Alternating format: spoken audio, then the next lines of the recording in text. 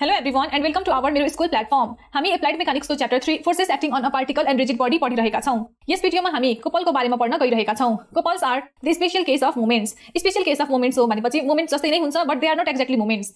Now it consists of two parallel forces that are equal in magnitude, opposite in sense and they do not share same line of action. So दुईटा parallel फोर्सेसहरु, यो force F भयो भने यहीसँग parallel अर्को force opposite in sense भनेको यो यतातिर गएको छ भने यो ठ्याक्क उल्टोतिर जानु पर्यो। सो यसरी दुईटा प्यारलल फोर्सेसहरु which are opposite in sense and have same magnitude and this two forces are separated by some certain distance say d। यो सर्टेन डिस्टेन्स सेपरेट भएको भनेपछि they do not share same line of action बुझिन्छ।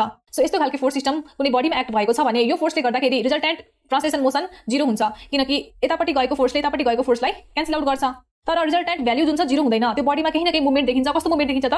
रोटेशनरी movement देखिन्छ। भनेपछि यो फोर्सले गर्दाखेरि movement produce हुन्छ। र त्यो मुभमेन्ट भनेको कस्तो हुन्छ त? अब यस्तो खालको क्लकवाइज मुभमेन्ट देखिन्छ। भनेपछि यो फोर्स यदि हामीले कुनै बडीमा एप्लाई गर्यौं भने त्यसमा मुभमेन्ट प्रोड्युस हुन्छ र त्यसको भ्यालु हुन्छ F into D। That means force into this perpendicular distance between this two line of action of forces.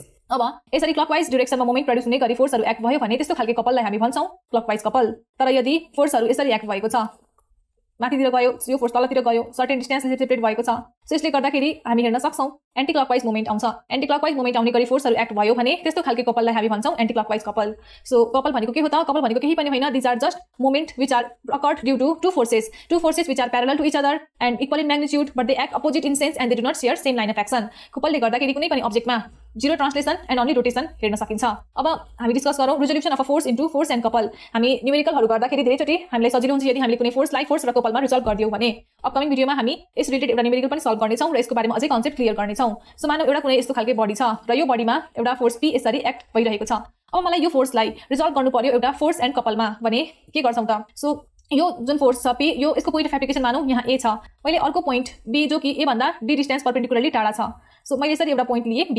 अब यो पोइन्ट B मा हामी के गर्छौं? यो पोइन्ट B मा हामी यही P बराबरको दैट मीन्स यतिनै म्याग्निट्युडको यही डाइरेक्सनमा प्यारलली एउटा फोर्स अर्को P नै यसरी एक्ट गर्छौं र फेरि यो फोर्स बराबरकै अर्को force opposite to this direction यतापट्टि एक्ट गराउँछौं भने के हुन्छ त? हामी net effect in this body will be 0, किनकि हामीले equal and opposite force act गरिरहेका छौं पोइन्ट P मा। सो रिजिड बडीमा के हुन्छ त? नेट इफेक्ट 0 भयो, स्टिल अब यसमा आउने इफेक्ट भनेको due to this force only हुन्छ। अब यसलाई नै थोरै अर्को तरिकाले हेरौं। सो यो हाम्रो रिजिड बडी भयो, सेम बडी। नाउ हियर यो जुन फोर्स छ P पोइन्ट B मा एक्ट भएको, सो यो पोइन्ट B मा एक्ट भएको फोर्सलाई मैले एज इट इज लेखे। अब यताको यो P फोर्स र यताको यो P फोर्सलाई हामीले हेर्यौ भने यी दुवै फोर्सेस एकअर्कासँग प्यारलल छन्।